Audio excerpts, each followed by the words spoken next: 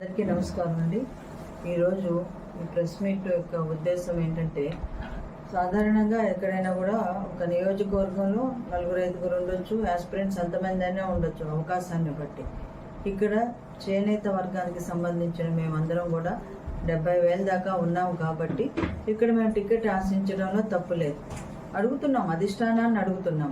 కానీ నిన్న కొండయ్య అనే ఆయన ఇన్ఛార్జిగా ఉన్న ఆయన టికెట్ కన్ఫర్మ్ అయిందని ఒక ప్రజలతో మాట్లాడే సందర్భంగా మిగతా ఆస్పిరెంట్స్ని వీళ్ళు ఎదవలు సన్నాసులు అంట సంబోధిస్తూ మాట్లాడడం అనేది చాలా ఖండించదగిన విషయం. దీన్ని మేము ఎవ్వరూ కూడా సపోర్ట్ చేయలేము. ఒకసారి కాదు 2-3 సార్లు ఆ మాట అన్నారు ఆయన. అది ఆ మాట అనే ముందు ఒకసారి ఆయన కూడా వెనక్కి తిరిగి ఆలోచించుకోవాలి. ఈరోజు పార్టీలో ఉన్నని గతం మర్చిపోతే ఎలాగో. ఆయన ఏంటంటే జగన్మోహన్ రెడ్డి పార్టీలో ఉండి మరి ఇక్కడ పాదయాత్ర చేస్తే చంద్రబాబు నాయుడిని తిట్టలేదా? చంద్రబాబు నాయుడు యాదవ ద్రోహి అని మాట నువ్వు అన్నది నిజం కాదా కొండయ్య? నేను అడుగుతున్నాను. మరి అదేవిధంగా నీ కాలేజీకి తలసాని శ్రీనివాస్ యాదవ్ని పిలిపించి చంద్రబాబు నాయుడు గారిని తిట్టించడం కరెక్ట్ కాదా? మరి ఎవరు ఎదవలు, ఎవరు సన్నాసులు? సమాధానం చెప్పాలి. ఎవరు ఎదవలు, ఎవరు సన్నాసులు? ఇవన్నీ చేసి నువ్వు మంచివాడును, మిగతా వాళ్ళు ఎదవలు సన్నాసులా? మేము ఇక్కడ స్థానికులం. నువ్వు ఎలక్షన్ చేయాలంటే మా సపోర్ట్ లేకుండా మేము లేకుండా ముందుకు వెళ్ళగలవా? ఎలా అనుకుంటున్నావు? ఎవరైనా ఒక అభ్యర్థిగా టికెట్ తెచ్చుకున్న వాళ్ళు సాధారణంగా ఏం చేస్తారండి, ఊళ్ళో ఉన్న వాళ్ళందరినీ ముందు నలుగురిని కలుపుకుపోవాలి మంచితనంగా. అంతేగాని మేము వర్క్ చేయడానికి వచ్చినప్పుడు మమ్మల్ని అవమానకరంగా మాట్లాడావు. ఇప్పుడు కూడా ఇక్కడ ఉన్న వాళ్ళు ఎవరు? చేనేత సామాజిక వర్గానికి సంబంధించిన వాళ్ళు. మేము సామాజిక న్యాయం ప్రకారం చీరాల్లో అత్యధికంగా చేనేత సామాజిక వర్గం ఉంది కాబట్టి ఇక్కడ మేము టికెట్ ఆశిస్తున్నాం. మా సమస్యలు మాకు చాలా ఉన్నాయి. మా సమస్యలు ఇక్కడ చెప్పుకుంటే కాదు, అసెంబ్లీలోనో చట్టసభల్లో మేము చెప్పుకుంటే మాకు కొంత న్యాయం జరుగుతుంది, మా చేనేత సమస్యలు కొంతవరకు తీరుతాయి అనే ఉద్దేశంతో మేము ప్రయత్నం చేస్తున్నాం. అదే అధిష్టానం చూసుకుంటుంది.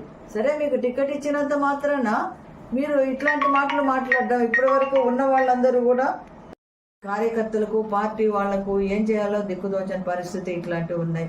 ఏది ఏమైనా కానీ ఇక్కడ చీరాల్లో మాత్రం చేనేత వర్గాలకే మేము గతంలో కూడా చెప్పాం, మాలో ఎవరికి ఇచ్చినా కూడా స్థానికులైన చేనేత నాయకులకి ఎవరికి ఇచ్చినా కూడా మేమందరం కలిసి పనిచేస్తాం, పార్టీని గెలిపిస్తాం, మీకు బహుమతిగా ఇస్తామని చెప్పేసి మరి మా నాయకుడు చంద్రబాబు నాయుడు గారితో తర్వాత ఇంకొందరు పెద్దలతోటి పార్టీ పెద్దలతోటి కూడా మేము చెప్పడం జరిగింది. ఇప్పుడు మరి ఆ న్యాయం అనేది మాకు ఇక్కడ జరగట్లేదు. సో చేనేత యునైటెడ్ వీవర్స్ ఫెడరేషన్ వాళ్ళు కూడా దీన్ని చాలా సీరియస్గా తీసుకున్నారు. వాళ్ళు కూడా చేనేతలు ఎక్కడైతే ఉన్నారో దాదాపు 20 నియోజకవర్గాల పైన చేనేత వర్గీయులు ఆ యొక్క అభ్యర్థి గెలుపోటముల్ని ప్రభావితం చేసే అంత సంఖ్యలో ఉన్నారు. అంటే దాదాపుగా 15 నుంచి 20,000 వరకు ఉన్న నియోజకవర్గాలు 15 దాకా ఉన్నాయి. మరి అక్కడ మేము సహకరిస్తున్నాం. మీరు అభ్యర్థిగా ఏ కమ్యూనిటీకి సంబంధించిన వాళ్ళని పెట్టినా మీ సమీకరణాల్లో ఎవరికి ఇచ్చినా కూడా అక్కడ మా వాళ్ళంతా కూడా సహకరించి మీకు ఓట్లేస్తా ఉన్నారు. కానీ మాకంటూ ఒక్క చోట ఇవ్వలేదా? రాష్ట్రంలో ఇంతవరకు టీడీపీ ఎక్కడ కూడా చేనేతలకు కానీ పద్మశాలీలకు కానీ టికెట్ ఇవ్వలేదు. అవతల పక్క వాళ్ళు ఇచ్చారు, 2కి ఇచ్చారు. మేము కమ్యూనిటీ పరంగా పోయినప్పుడు మేము ఏ సమాధానం చెప్పుకోవాలి? మా కమ్యూనిటీకి మీ పార్టీ నుంచి మనకి ఎన్ని టికెట్లు తెచ్చారు మీరని వాళ్ళు అడిగితే మేము ఏ సమాధానం చెప్పాలి? ఇది మాకు చాలా అవమానకరమైంది. మేము టికెట్లు ఇవ్వడానికి పనికిరామా? ఎంతకాలం ఎవరో ఒకరి పల్లకి మోసే బోయిలుగానే మేము ఉండాలా?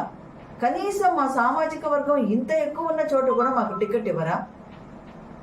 ఇది చాలా ఖండించదగిన విషయం అండి. దీన్ని మేము ఎవరూ కూడా అంగీకరించలేకపోతున్నాం. తెలుగుదేశం పార్టీ ఈ విషయం తెలుసుకొని మాకు చీరాల్లో చేనేత సామాజిక వర్గానికి సంబంధించిన స్థానికులకి ఎవరికి టికెట్ ఇచ్చినా మేము స్వాగతిస్తాము. మేము చక్కగా వాళ్ళని కష్టపడి పని చేసి గెలిపించి మీకు ఇస్తాం. ఎక్కడి నుంచో తీసుకొచ్చి ఇంపోర్టెడ్ వాళ్ళని మా నెత్తి మీద పెట్టొద్దండి.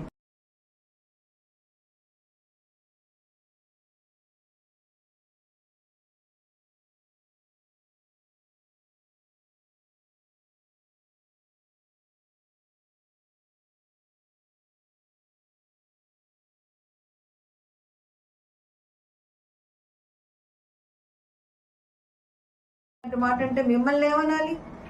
గతంలో మీరు చేసిన పనులన్నీ బాగున్నాయా? మిమ్మల్ని ఏమనాలి? ఎంతమంది ఉన్నారండి మీ వెనకాల?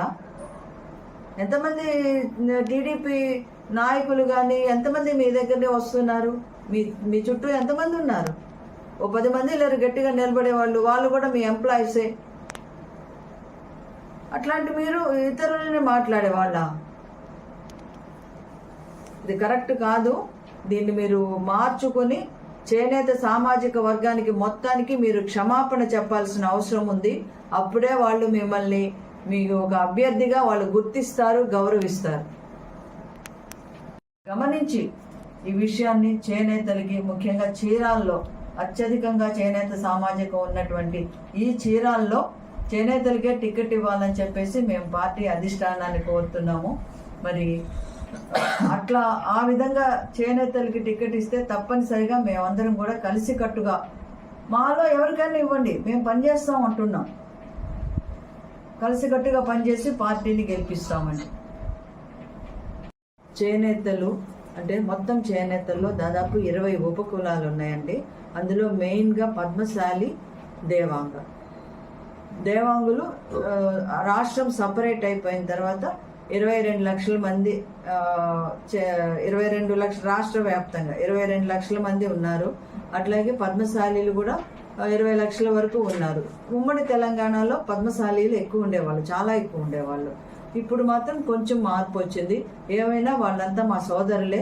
చేనేత కులాలు ఎవరైనా సరే దేవాంగ, పద్మశాలి, పట్టుశాలి, తొగట, కన్నెపద్దుల ఇలాంటి ఉపకులాలన్నీ కూడా మేమందరం ఒకటే. మా సమస్యలన్నీ ఒకటే.